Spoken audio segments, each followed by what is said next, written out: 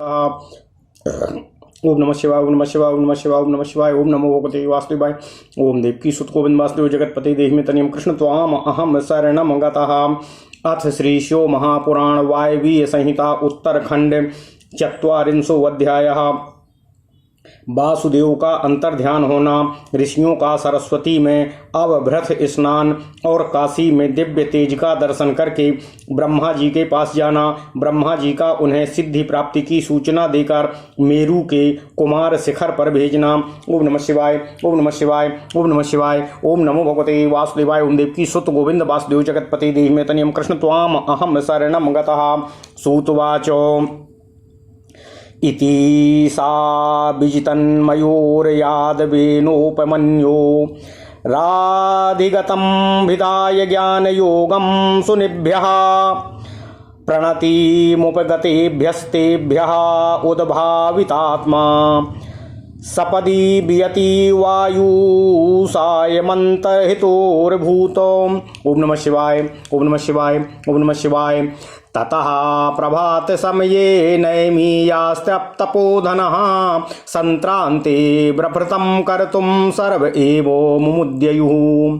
तदा ब्रह्मा समादेशाद् देवी साक्षात् सरस्वती प्रसन्ना स्वादुसलिला प्रवर्तत नदी शुभा। सरस्वतीं नदीं दृष्ट्वा मुनयो हृष्टमानसाः समाप्य सत्रं प्रारब्धं चक्रुस्तत्रावगाहनम्। अथ संतर्प्य देवादीस्तदीय सलिलय शिवय स्मरन्तः पूर्ववृत्तान्तं ययुर्वाराणसीं प्रति।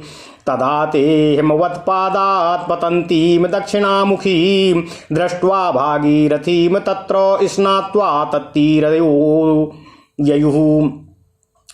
ततो वाराणसीं प्राप्य मुदिताः सर्व एव ते और तदोत्तर प्रवाहायां गंगायामवगाह्य च अविमुक्तेश्वरं लिंगं दृष्ट्वाभ्यर्च्य विधानतः प्रयातु मुद्यतास्तत्र दद्रसुर्दिभास्वरम्। सूर्यकोटि प्रतीकाशं तेजो दिव्यं महाद्भुतम् आत्मप्रभावितानेन व्याप्त सर्वदिगन्तरम्। अथ पाशुपता सिद्धा भस्म संच्छन्न विग्रह मुनयोभ्येस्त शतशोलीनः शुस्तत्र तेजसी। तथा विलीयमानेषु तपस्विषु महात्मसु और सद्यस्तिरोदधे तेजस्तद्भुत विभाभवतो।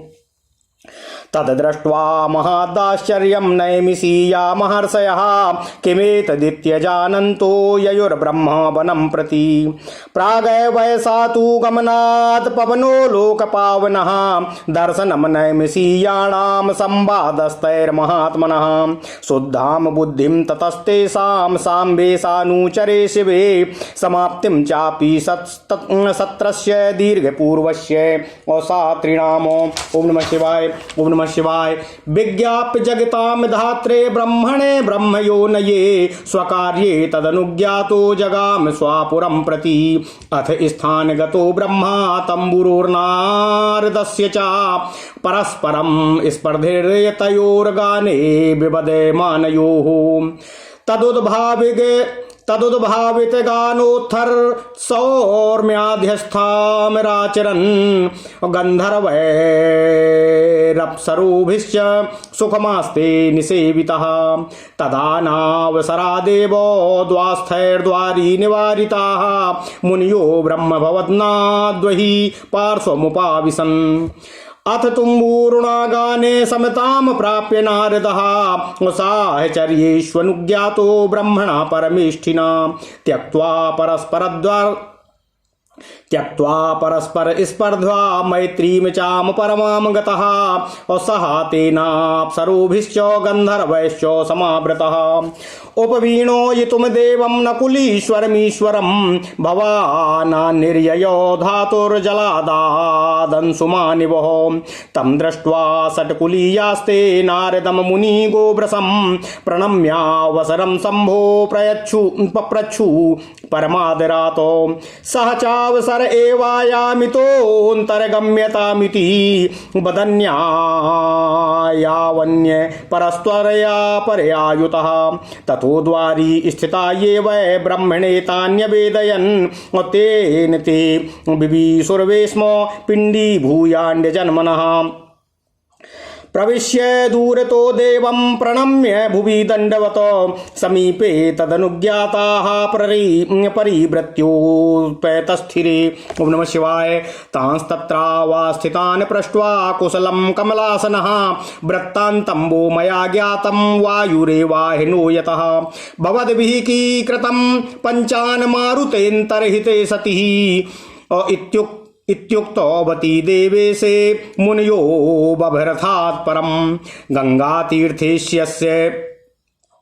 गंगातीर्थेष्यस्य गमनं यात्रां वाराणसीं प्रति दर्शनं तत्र लिंगानां स्थापितानां सुरेश्वरैः अविमिक्तेश्वरस्यापि लिंगस्याभ्यर्चनं सकृत आकाशे महतस्तस्य तेजोराशेश्च दर्शनं मुनीनां विलयं तत्र निरोधं तेजसस्ततः यथात्म्याभ्यमेदनं तस्य चिन्तितस्यापि चात्मभिः सर्वं सविस्तरं तस्मै प्रणम्याहुर्मुहुर्मुहुः मुनिभिः कथितं श्रुत्वा विश्वकर्मा चतुर्मुखः कम्पयित्वा शिरः किञ्चित् प्राह गम्भीरया गिरा प्रत्यासीदति युष्माकं सिद्धिरामुस्मिकी परः भवद्भिर्दीर्घसत्रेण चिरमाराधितः प्रभु प्रसादाभिमुखो भूत इति भूतार्थसूचितं वाराणस्यां तु युष्माभिर्यद् दृष्ट्वं दिवि दीप्तिमत तल्लिंग संगीतं साक्षात् तेजो माहेश्वरं परम् तत्र लीनाश्च मुनयः श्रौतपाशुपतव्रताः मुक्ता बभूवु स्वस्थाश्च नैष्ठिकं दग्धकिल्बिषाः प्राप्यानेन यथा मुक्तिरचिता रचिराद्भवा तामपि सहचायमर्थः सूच्येत युष्मादृष्टेन तेजसा तत्र वा कालः एव सो दैवादुपनतः स्वयं प्रयात दक्षिणं मेरोः शिखरं देवसेवितम्। ओम नमः शिवाय। ओम नमः शिवाय। ओम नमः शिवाय। सनत्कुमारो यत्रास्ते मम पुत्रः परो मुनिः प्रतीक्षागमनं साक्षात् भूतनाथस्य नन्दिनः पुरा सनत्कुमारोऽपि दृष्टवापि परमेश्वरम् आज्ञानात् सर्वयोगीन्द्र मानी विनयदूषितः अभ्युत्थानादिकं युक्तम् अकुर्वन्नति निर्भयः ततोपराध क्रुद्धेन महोष्ट्रो नन्दिना कृतः अथ कालेन महता तदर्थे सोचिता मया उपास्य देवं देवीं चानन्दिनं चानुनीय वै कथं चित् दुष्टो तातस्य प्रयत्नेन निवारिता प्रापितो हि यथा पूर्वं सनत्पूर्वं कुमारतामो तदा च महादेवः वैस्मयन्निव गणाधिपम् अवज्ञाय हि मामेव तथाहं कृतवान् मुनिः अतस्त्वमेव यथात्म्यं ममास्मै कथयानघा ब्रह्मणः पूर्वजः पुत्रो माम मूढमिव संस्मरन् मयैव शिष्यते दत्तो मम ज्ञान प्रवर्तकः धर्माध्यक्षाभिषेकं च तव निर्वृत्तयिष्यति सह एवं व्याहृतो भूयः सर्वभूतगणाग्रणी यत्पुराज्ञापनं मूर्ध्नां प्राप्य प्रतिगृहीतवान् तथा सनत्कुमारोऽपि मेरो मदनुशासनात् प्रसादार्थं गणस्यास्य तपश्चरति दुश्चरं द्रष्टव्यश्चेति युष्माभिः प्रागणेश समागमात तत्प्रसादार्थमचिरानन्दी तत्रागमिष्यति इति सत्वरमादिश्य प्रेषिता विश्वयोनिना कुमार शिखरं मेरोर्दक्षिणं मुनियो ययुः। ओम नमः शिवाय। ओम नमः शिवाय। ओम नमः शिवाय। ओम नमो भगवते वासुदेवाय। ओम देवकी सुत गोविंद वासुदेव जगतपते देहि मे तन्यं कृष्ण त्वाम अहम शरणं गतः। ओम नमः शिवाय। ओम नमः शिवाय। ओम नमः शिवाय। अथ श्री शिव महापुराण वायवीय संहिता उत्तरखंड 40वां अध्याय वायुदेव का अंतर्ध्यान होना, ऋषियों का सरस्वती में अवभृत स्नान और काशी में दिव्य तेज का दर्शन करके ब्रह्मा जी के पास जाना, ब्रह्मा जी का उन्हें सिद्धि प्राप्ति की सूचना देकर मेरु के कुमार शिखर पर भेजना। ओम नमः शिवाय, ओम नमः शिवाय, ओम नमः शिवाय। ओम नमो भगवते वासुदेवाय। ओम देवकी सुत गोविंद वासुदेव जगतपते देहि मे तनियम कृष्ण त्वाम अहम शरणम गतः। सूत जी कहते हैं, इस प्रकार क्रोध को जीतने वाले उपमन्यु ने यदुकुल नंदन भगवान श्री कृष्ण ने जो ज्ञान योग प्राप्त किया था उसका प्रणत भाव से बैठे हुए उन मुनियों को उपदेश देकर आत्मदर्शी वायुदेव जी उसी समय सायंकाल आकाश में अंतर्ध्यान हो गए। ओम नमः शिवाय। इसके बाद प्रातःकाल नैमिषारण्य के समस्त तपस्वी मुनि सत्र के अंत में अवभृत स्नान करने को उद्यत हुए। उस समय ब्रह्मा जी के आदेश से साक्षात सरस्वती देवी स्वादिष्ट जल से भरी हुई स्वच्छ सुंदर नदी के रूप में वहां बहने लगीं। ओम नमः शिवाय। सरस्वती नदी को उपस्थित देख मुनि मन ही मन बड़े प्रसन्न हुए। उन्होंने सत्र समाप्त करके उसमें अवगाहन स्नान आरंभ किया। उस नदी के मंगलमय जल से देवता आदि का तर्पण करके पूर्व वृत्तांत का स्मरण करते हुए वे सब के सब वाराणसीपुरी की ओर प्रस्थान कर दिए। उस समय हिमालय के चरणों से निकलकर दक्षिण की ओर बहने वाली भागीरथी का नदी का दर्शन करके उन ऋषियों ने उसमें स्नान किया और भागीरथी के ही किनारे का मार्ग पकड़कर वे आगे की ओर बढ़े। ओम नमः शिवाय। इसके बाद वाराणसी में पहुंचकर वहां सबको बड़ी प्रसन्नता हुई। वहां उत्तर वाहिनी गंगा में स्नान करके उन्होंने अभिमुक्तेश्वर लिंग का दर्शन और विधि पूर्वक पूजन किया। पूजन करके जब वे चलने को उद्यत हुए तब उन्होंने आकाश में एक दिव्य और परम अद्भुत प्रकाशमान तेज को देखा जो करोड़ों सूर्यों के समान जान पड़ता था। उसने अपनी प्रभा के प्रकार से संपूर्ण दिगंत को व्याप्त कर लिया था। इसके बाद उन्होंने अपने शरीर में भस्म लगा रखा था। वे सैकड़ों सिद्ध पाशुपत मुनि निकट जाकर उस तेज में लीन हो गए। उन तपस्वी महात्माओं के इस प्रकार लीन हो जाने पर वह तेज तत्काल अदृश्य हो गया। वह एक अद्भुत सी घटना घटित हुई। उस महान आश्चर्य को देखकर वे नैमिषारण्य के निवासी महर्षि यह क्या है इस बात को न जानते हुए ब्रह्मवन को चले गए।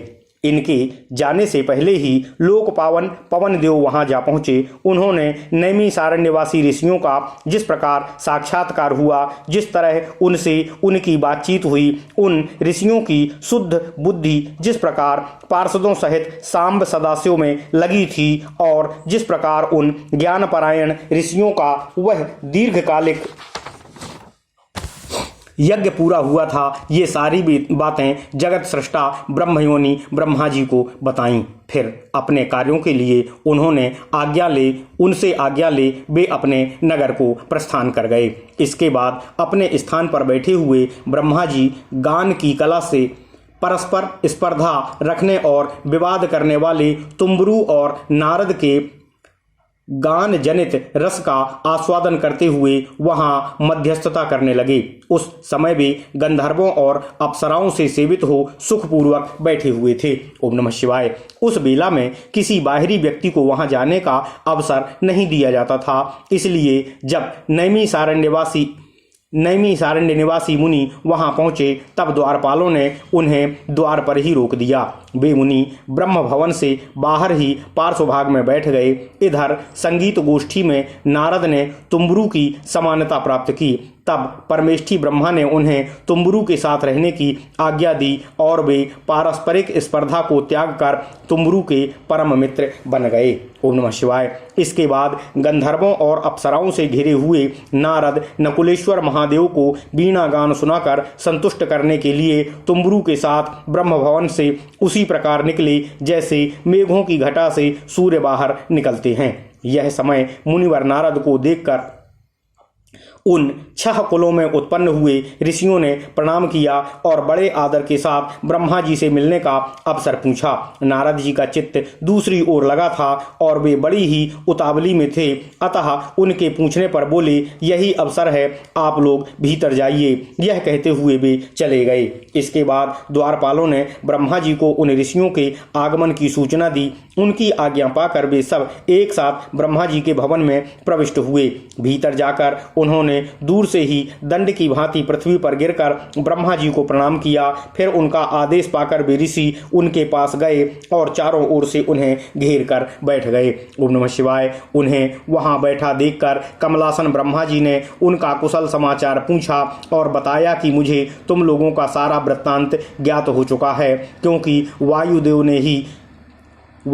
ने ही यहाँ सब कुछ आकर कहा है। अब तुम बताओ, जब वायुदेव तुम्हें कथा सुनाकर अदृश्य हो गए तब तुमने क्या किया? ओम नमः शिवाय।